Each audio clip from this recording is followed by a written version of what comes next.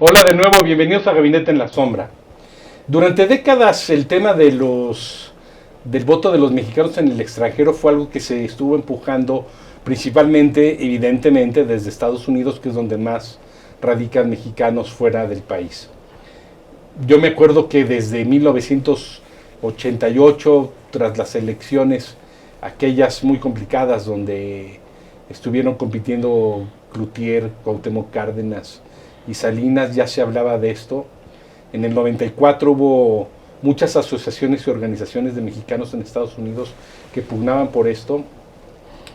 Y fue hasta hace relativamente poco, digo relativamente poco porque fue quizá de unos 10 años para acá donde se pudo ir avanzando y lograr en este tema.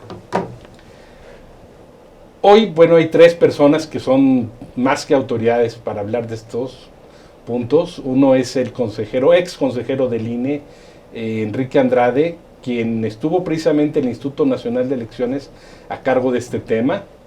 También me acompañan el maestro Guillermo Corrales Galván, que es consejero del Instituto Electoral del Estado de Hidalgo, y se encuentra con nosotros nuestro amigo, colaborador, invitado varias veces, el doctor Raúl Arroyo, quien es magistrado del Poder Judicial de Hidalgo y fue presidente del Tribunal Electoral también en ese estado. Enrique, ¿quieres comenzar a abrir el tema, por favor, si eres tan gentil? Sí, cómo no, Mario. Muchas gracias por la invitación nuevamente. Un gusto estar acá con ustedes y acompañado, pues, como dices, de dos expertos en el tema, del consejero Guillermo y, por supuesto, de Raúl Arroyo, que además toda su experiencia pues ha vivido el éxodo de alguna forma, que siendo Hidalgo pues un estado expulsor de migrantes, ¿no? Entonces pues me da mucho gusto compartir con ustedes y gracias, Mario, nuevamente. Yo diría, como bien mencionas, en esa etapa de 1986 a 2005, que se va formando incipientemente las bases, primero jurídicas, para permitir el voto de los mexicanos desde el extranjero. Justamente en 1986 hay una reforma constitucional que permite la votación fuera del lugar de residencia, cuando antes estaba atado necesariamente al lugar de residencia y en la sección que correspondía. Entonces esto, bueno, pues abre la puerta para que se permitiera el voto de los mexicanos desde el extranjero. Tardaron muchos años, la verdad es que desde 1986 hasta 2005, para que se diseñara el modelo de voto ya en el COFIPE que permitiera este voto de los mexicanos en el extranjero. La verdad es que pues había mucho recelo. Yo creo que había también cierto temor de realmente cuántos mexicanos iban a participar. En ese entonces se hicieron estudios y se hablaba de millones de posibles votantes desde el extranjero, desde Estados Unidos, y bueno, pues no había a lo mejor una infraestructura ni un modelo que permitiera realmente una votación como la que se imaginaron o la que gracias a algunas encuestas pensaron que iban a tener. Finalmente, en 2005, gracias también, como dices, a los grupos de mexicanos en Estados Unidos, principalmente en Los Ángeles y en Chicago, que tuvieron importantes manifestaciones, no para el voto, sino que fue para más bien pelear en contra de las reformas migratorias que en ese entonces estaba tratando de pasar el Congreso de California y el Congreso en Estados Unidos, la ley Simpson-Rodino y la 147 en California, que eran en contra de la migración. O sea, les negaban darles licencias, derecho a la educación, en fin, y esto, bueno, pues perjudicaba mucho obviamente a las familias de mexicanos que están residiendo allá en ese tiempo que estaban, y finalmente lograron con estas grandes manifestaciones parar esas iniciativas y al mismo tiempo ya organizados, cosa que es importante, solicitaron otras cosas, ¿no? Y entre otras solicitan justamente la posibilidad de votar desde el extranjero. Coincide de alguna forma con la presidencia del presidente Vicente Fox, que además pues, era un agente de Guanajuato, estado expulsor de migrantes, el primer, yo creo. De los principales, ¿no? Pues, si no es que el principal de los principales. Uh-huh. Y con esta visión, había trabajado en Coca-Cola, en fin, con esta visión México-Estados Unidos, pues de alguna forma creo que ayuda a facilitar que finalmente se desatore el tema y se haga este modelo inicial de voto desde el extranjero, que bueno, ha cambiado, se ha mejorado, ha perfeccionado, pero yo dejaría hasta aquí mi primer comentario para darle oportunidad a mis compañeros. Pero en principio creo que pues la historia es interesante, cómo nace este Claro. derecho finalmente para los mexicanos. Los antecedentes. Y además, Guillermo Corrales, además, qué interesante lo que nos dice Enrique Andrade de esta paradoja, ¿no? De esta colisión, esta manifestación contra la ley Simpson-Rodino, y que uno de sus efectos transversales haya sido eso. ¿Qué opinas tú, Guillermo? Bienvenido. Muchas gracias, Mario. Saludo con mucho gusto al maestro Andrade, al maestro Arroyo. Es un privilegio para mí estar en Gabinete en la Sombra. Y yo retomo en esta primera participación lo que ha referido el maestro Andrade. A mí me parece que el tema de derecho o el ejercicio o la tutela por parte del Estado del voto de las personas mexicanas residentes en el extranjero, pues en primer lugar también tiene que ver en un fenómeno de carácter social como sucedió con las candidaturas independientes, que es un elemento y es un fenómeno que se empuja desde la propia sociedad civil o desde las organizaciones de la sociedad civil. En este caso, como lo manifestó el maestro Andrade, pues tenía que ver con ese empuje, ¿no? de organizaciones de ciudadanos mexicanos migrantes y mexicanas, que es, digamos, este inicio, ¿no? de la tutela que realiza el Estado mexicano, y que además tiene que ver también con un ejercicio y cumplimiento de diversos instrumentos internacionales, porque debemos de tener el contexto de lo que sucedía o de lo que sucede en México con esta, digamos, nacimiento legal o nacimiento jurídico, con el proceso electoral federal de 2005-2006, cuando tenías democracias latinoamericanas que tenían un modelo similar o un modelo parecido al modelo mexicano, pues desde los años, en algunos casos los años 60, en algunos casos en los años 80 y especialmente ya en los años 90, que diversos países empiezan, digamos, a implementar esto. Nosotros lo hacemos hasta la primera década del siglo XXI, y bueno, efectivamente los sondeos que se refirieron en un primer momento pues indicaban que iban a ser millones la participación.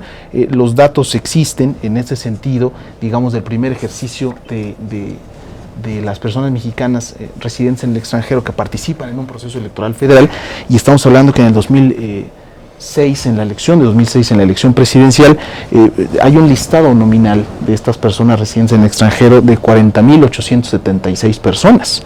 Y esto no es nada comparado con las cantidades de mexicanos que hay allá, ¿no? Y con las cantidades de mexicanos que hay allá, y también con la cantidad de millones de mexicanos que tenemos en el listado nominal acá.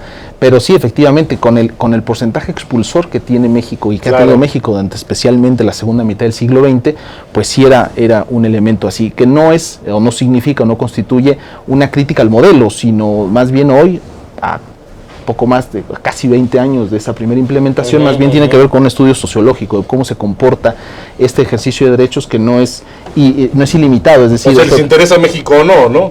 Pues les interesa México, no, y además que si digamos el modelo o el protocolo por el cual te puedes registrar para poder ser ciudadano mexicano residente en el extranjero para votar, es el idóneo, y las formas de participación, pero al final, como todos los modelos iniciales, pues sí tiene que ver con una experimentación sana que tiene que hacer, en este caso, tanto la autoridad como las personas que participan en ella.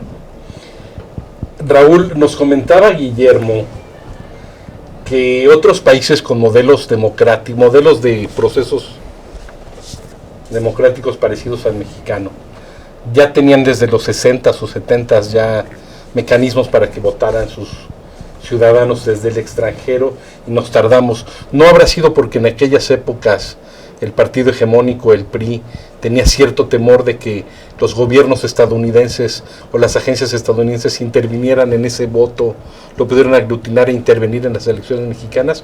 ¿O a qué le adjudicas que haya sido tan retardatario el caso mexicano?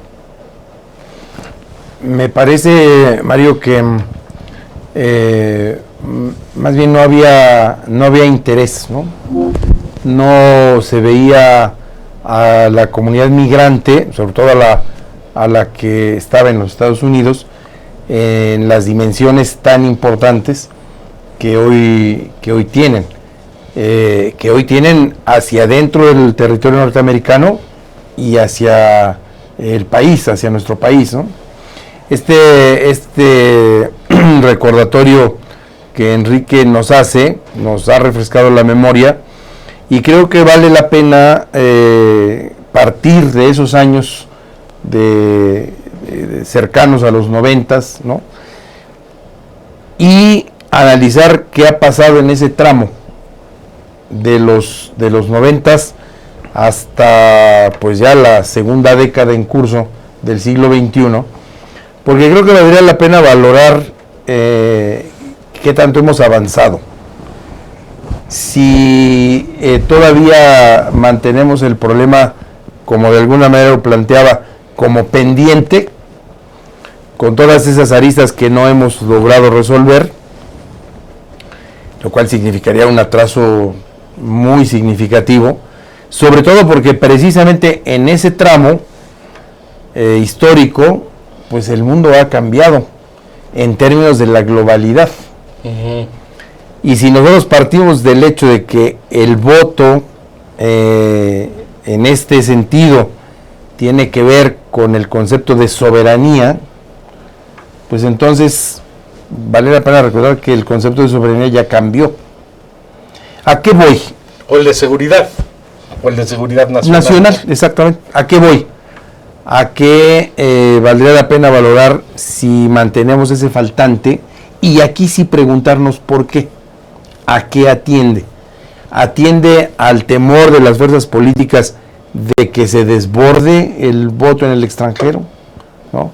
¿Atiende a que desde el extranjero haya un ánimo por hacerse de las instituciones vía el voto?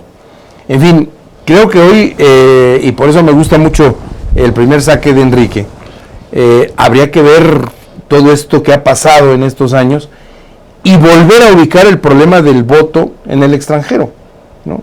Yo creo que este debiera ser un tema totalmente superado y arreglado. Claro.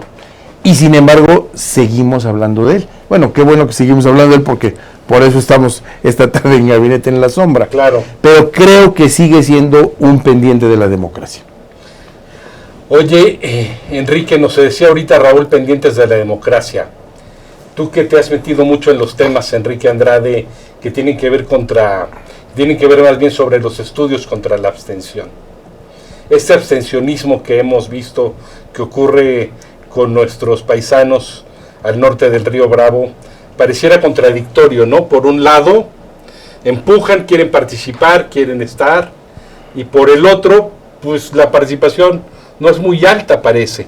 Y sin embargo es también organizado. Recordemos cuando Chávez, líder de los pizcaleros, ¿no? Del sur de California, organizó muy bien a los grupos de migrantes que entonces ganaban $1 al día, y era Ronald Reagan el gobernador, me acuerdo, de California.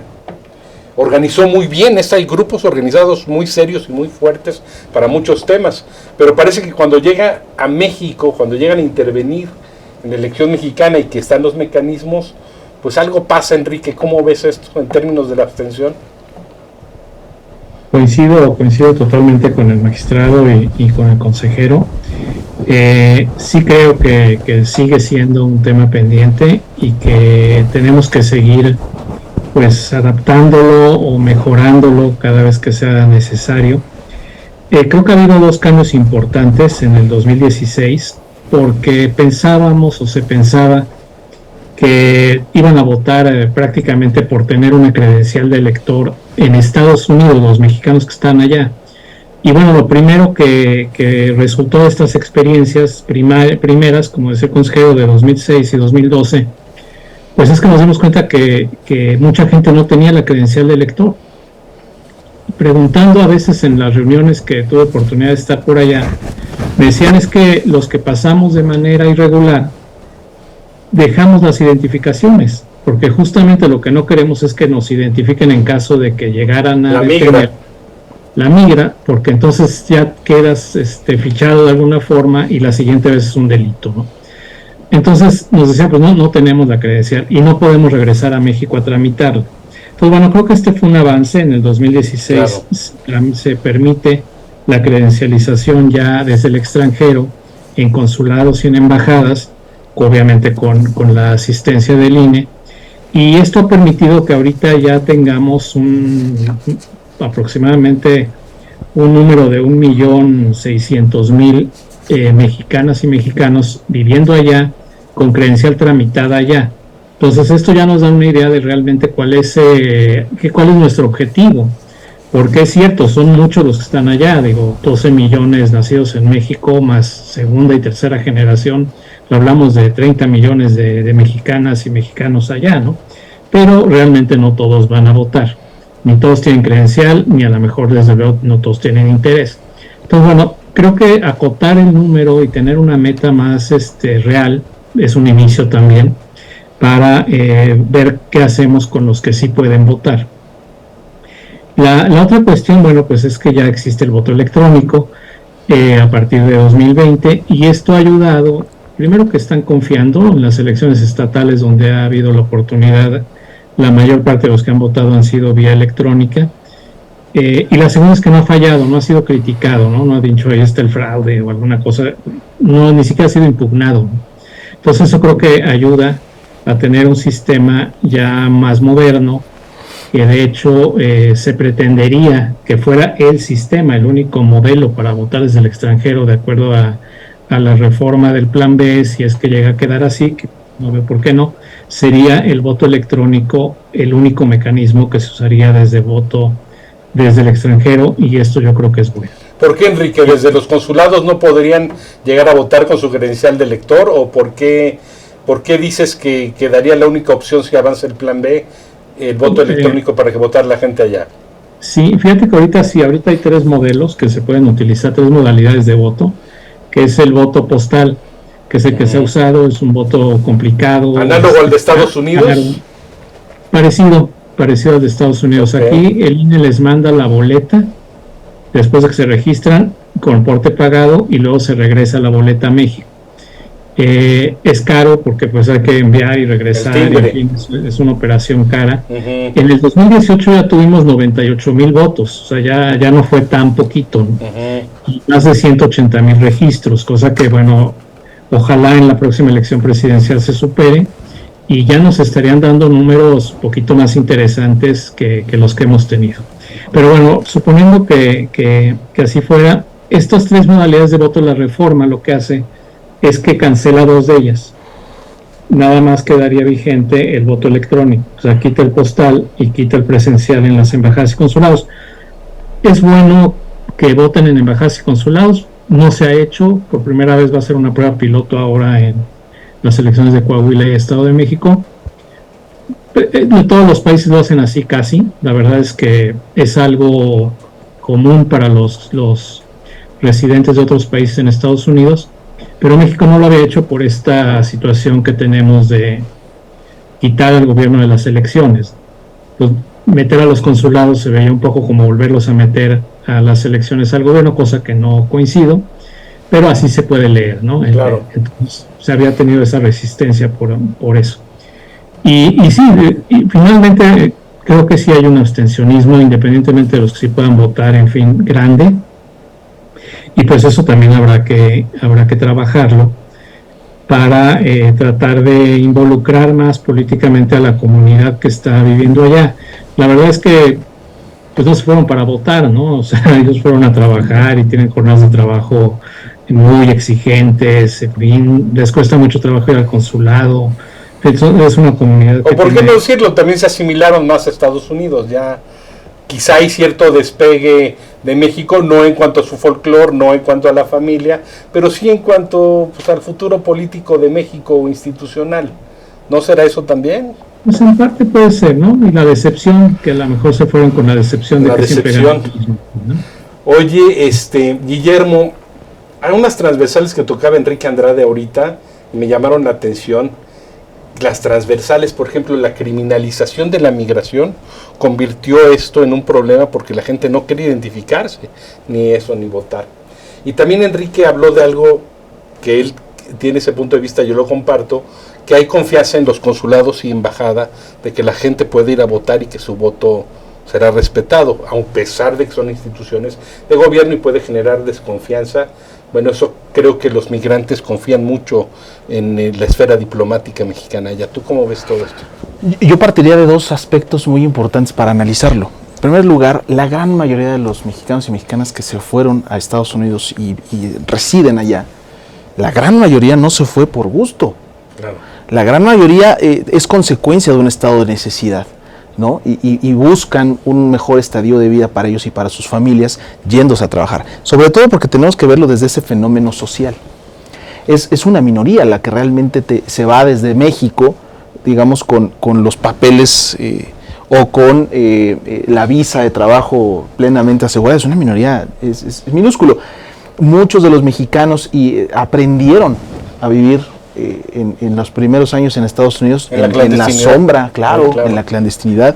Cuando tú les dices acércate a tu consulado para que tramites tu credencial para votar desde el extranjero, no lo van a hacer, y no tiene que ver, digamos, con una desconfianza hacia las instituciones electorales.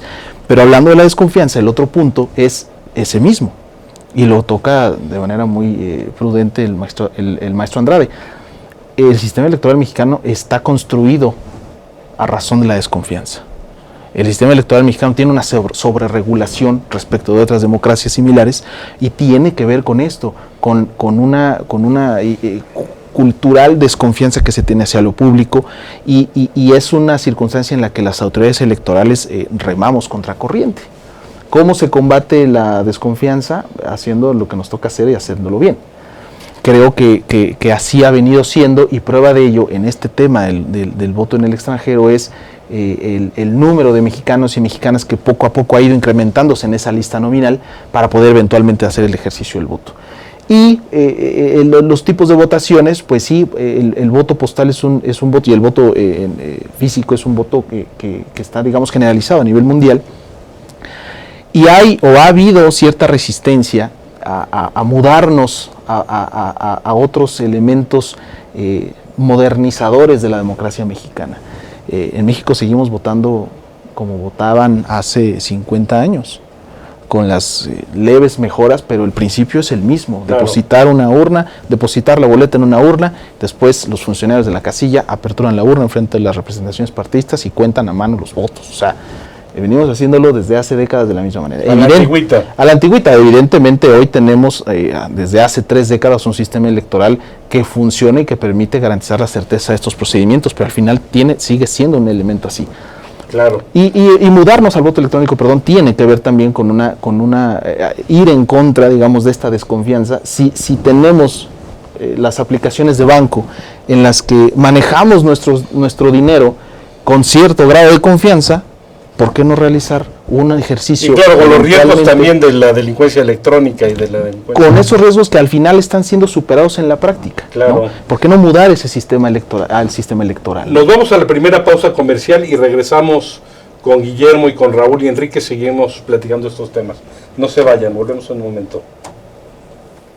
Para ti que tienes una empresa o negocio, contamos con diversos servicios que se adaptarán a los tuyos. No te preocupes por tu presupuesto. Nosotros te ofrecemos todas las facilidades para dar a conocer tus servicios. Podrás llegar a un gran número de personas, ya que mensualmente alcanzamos más de 1 millón de visualizaciones en vivo.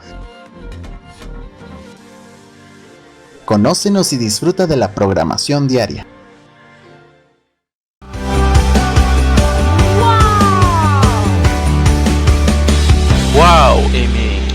WowMX.tv. Empieza a demandarte a ti como mamá, más como realización como mujer y como persona, y eso nunca lo debemos olvidar. Entonces sí llegó un momento que sentí que ese equilibrio estaba completamente del lado de mamá y me estaba olvidando de mí y cuáles eran las cosas que a mí me daban satisfacción y felicidad. Y en esa parte estaba también mi carrera, que era muy importante para mí. También entonces, tú, entre la lástima y a lo mejor gente ruda que tenías en tu familia y la situación personal, ¿no? Yo te preguntaba, si bien ya estamos en un siglo en donde pues el divorcio es algo muy común, todavía en muchas familias y en muchas, digamos que círculos familiares, existe el tema de, ya la dejó el marido, ya es una quedada, vale menos. Entonces, en tu caso, ¿cómo lo viviste ahora? La parte hay algo que hemos estado platicando, Soraya y yo, que es es bien padre cuando te juntas con gente que tú dices, esa cualidad que tiene la otra persona, yo no la tengo y me gustaría desarrollarla porque siempre todos tenemos áreas de oportunidad. Pero antes de platicarles por qué estamos hablando de esfuérzate y sé valiente, o sea, ¿de qué se trata eso? Propiciar colaboraciones entre un diseñador y una marca ya establecida y fuerte. Nos encantan lograr esas colaboraciones, la industria, exacto, porque además sientes frío en los labios de esta parte y sientes como un beso. Sí, claro. No sé si me entiendes. Sí, te envuelve, te abraza.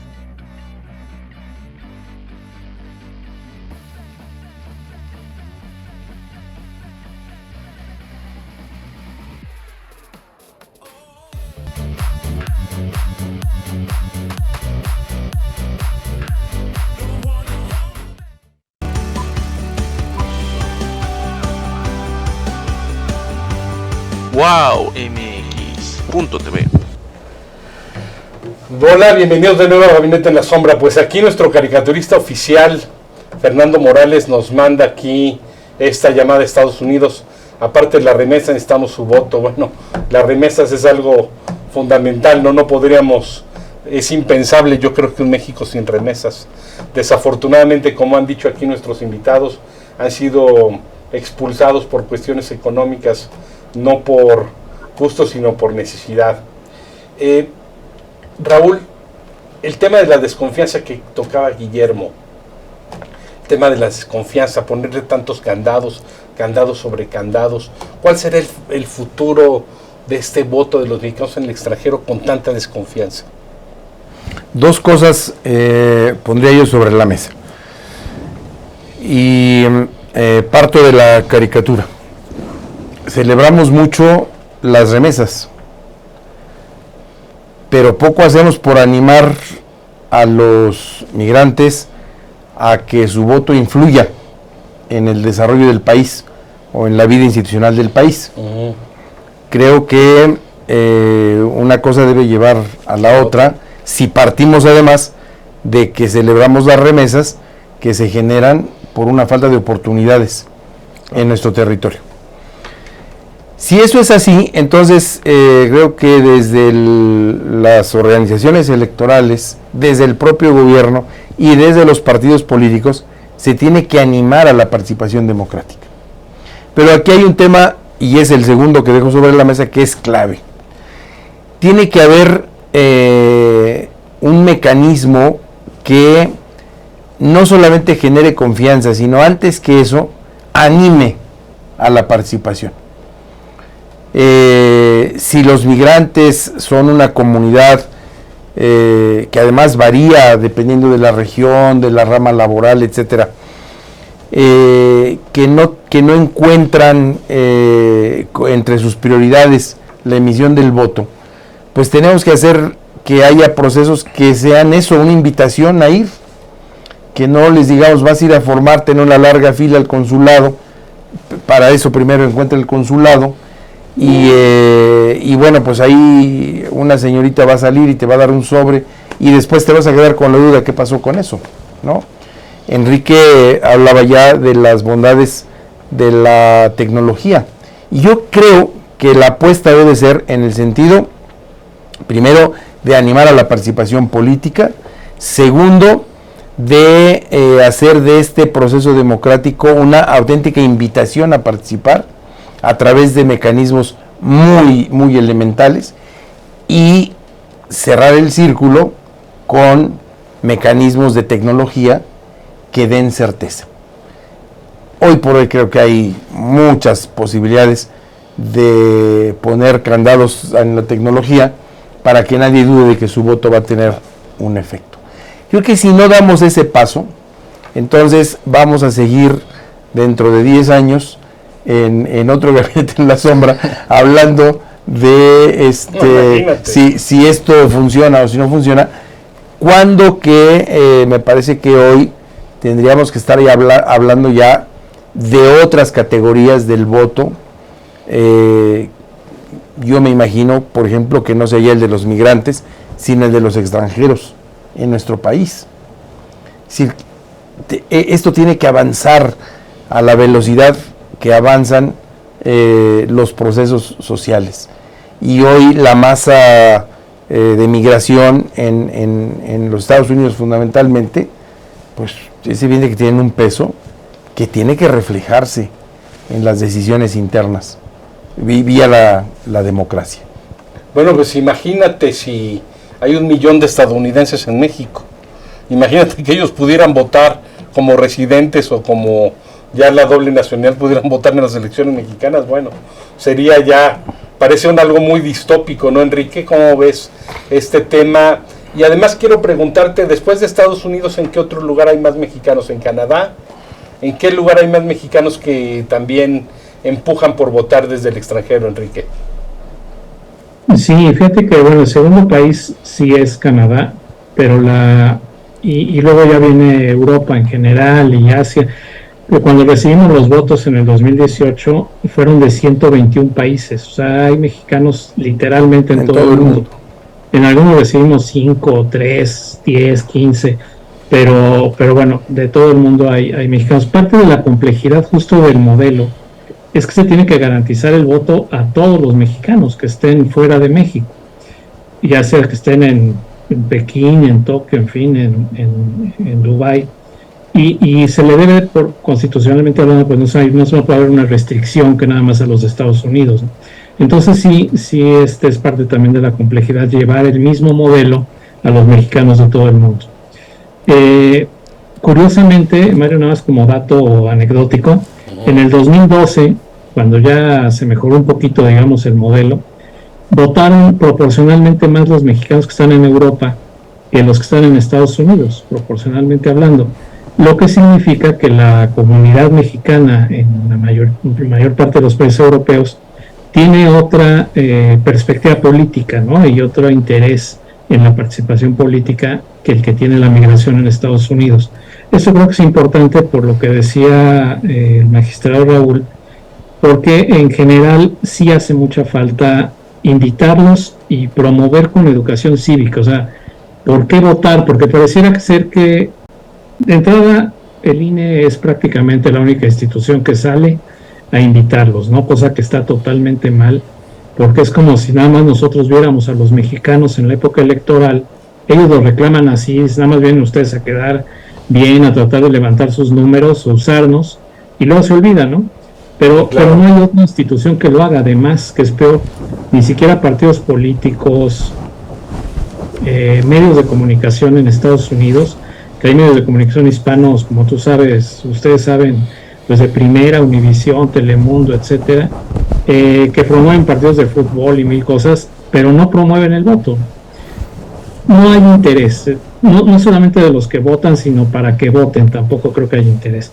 Y los gobiernos, bueno, no pueden a veces intervenir, y los consulados no pueden, que son los que más tienen el contacto, pues no pueden promover el voto.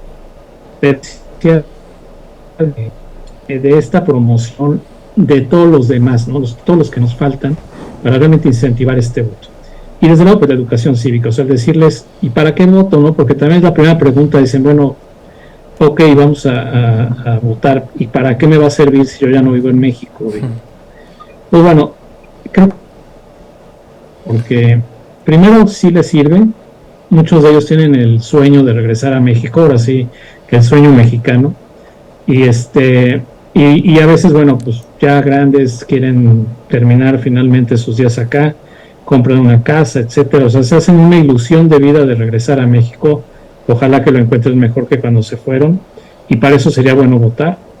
La otra, ya tienen la posibilidad con acciones afirmativas que hizo el tribunal en el 21, para que tengan representación en el Congreso, que eso también es importante, porque decían, bueno, voy a votar por alguien que no voy a volver a ver nunca, y que además pues, no me importa mucho lo que va a hacer, ¿no?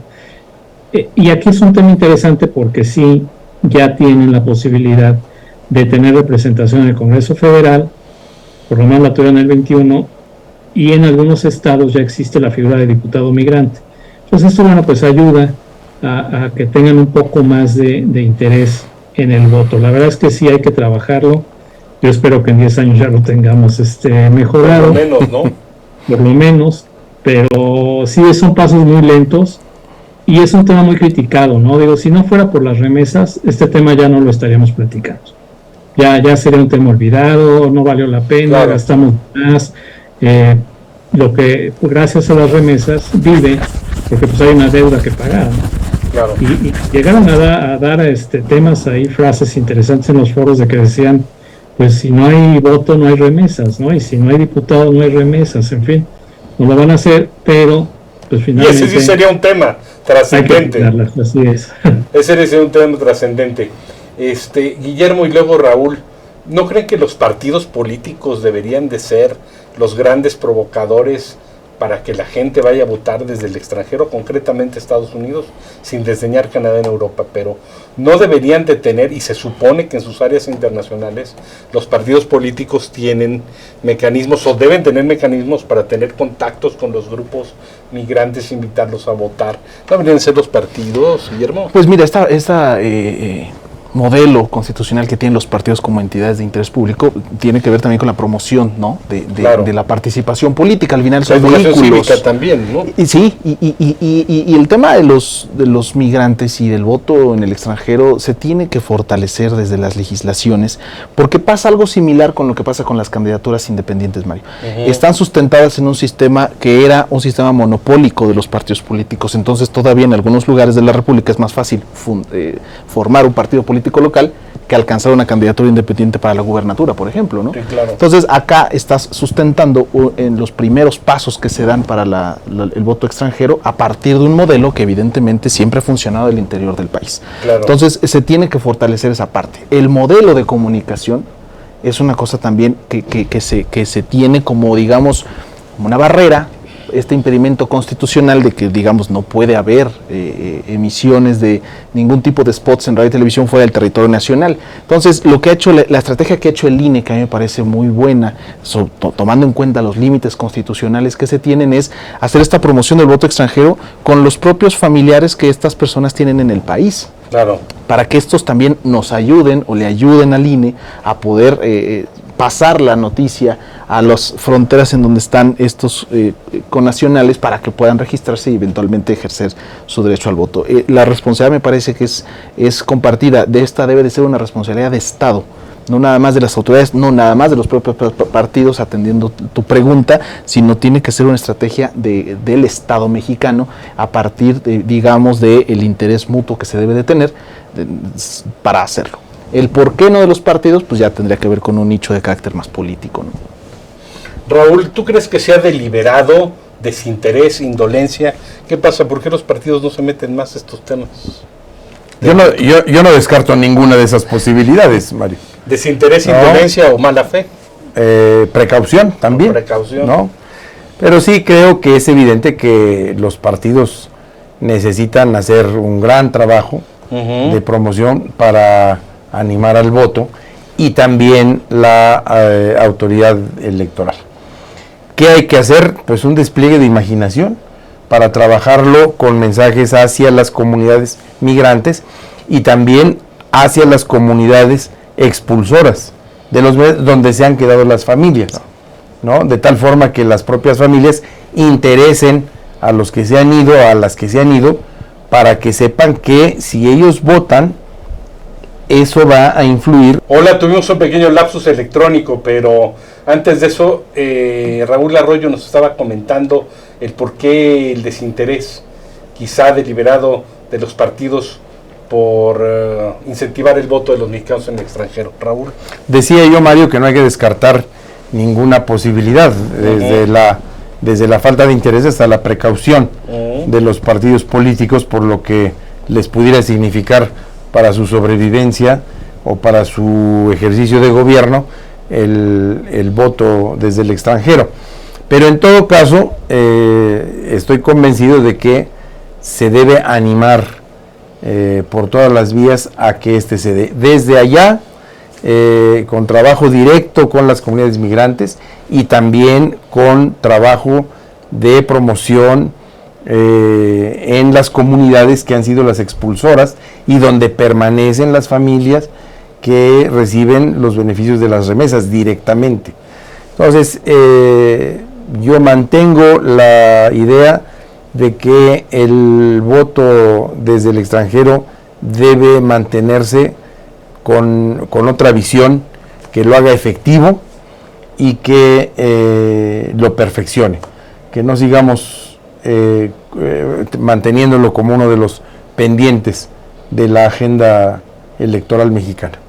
Guillermo, un minuto, una conclusión que quieras hacer. Pues, breve, el agradecimiento, Mario, a mis colegas con los quienes tuve el honor de participar. Y sí, los grandes retos, me parece que del voto en el extranjero vienen ahora en las elecciones locales. La Constitución señala esta obligatoriedad para las elecciones federales y deja en la soberanía de las entidades federativas la libre configuración. Y hay estados como el estado de Hidalgo, por ejemplo, en donde somos el quinto lugar de expulsor de migrantes hacia los Estados Unidos. Obtuvimos en Hidalgo $1,000 millones de dólares en el 2020 sobre remesas, y no tenemos hoy aterrizada una legislación que garantice el voto electrónico en elecciones locales.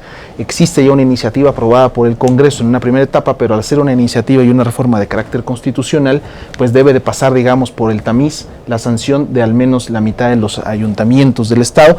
Vamos en el ayuntamiento 35 de 43, es una circunstancia que sucederá eventualmente, me parece. Habrá que esperar y respetar la soberanía de los municipios, pero es, digamos, el siguiente paso para poder homogeneizar y naturalizar el voto extranjero en todo el país, digamos, con este siguiente paso en las legislaturas locales de aquellos estados que son los menos, en donde no está regulado el voto migrante. Enrique, una breve conclusión que quieras hacer. Claro, sí, primero de acuerdo con lo que se ha dicho, y la otra, para no dejarlo en la bandeja, la declaración del presidente López Obrador en el sentido de que le va a decir a los mexicanos que no voten por el Partido Republicano. Creo que es interesante valorar la visión que tiene el presidente, creo que es muy importante, porque sí es un capital político el que son los mexicanos allá en Estados Unidos. Así pueden formar un contrapeso para muchas decisiones y para muchas acciones que se puedan tomar en contra de México, ¿no? O de los mexicanos migrantes. Entonces creo que eso es importante. Yo espero que eso detone pues una mayor intervención o promoción en el voto en el extranjero, porque lo que sí es cierto es que votan en Estados Unidos. Ya la segunda generación de mexicanos se está convirtiendo en una minoría muy importante en el voto en Estados Unidos.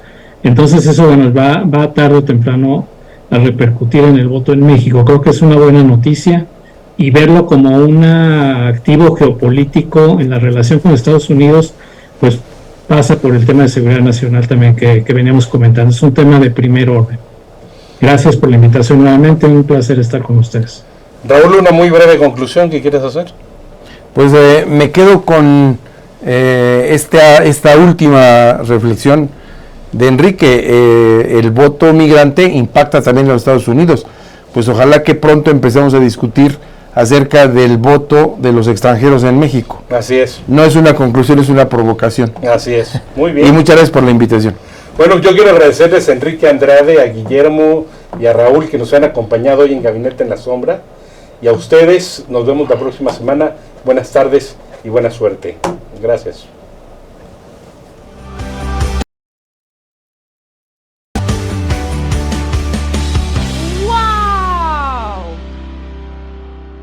Wow. MX.tv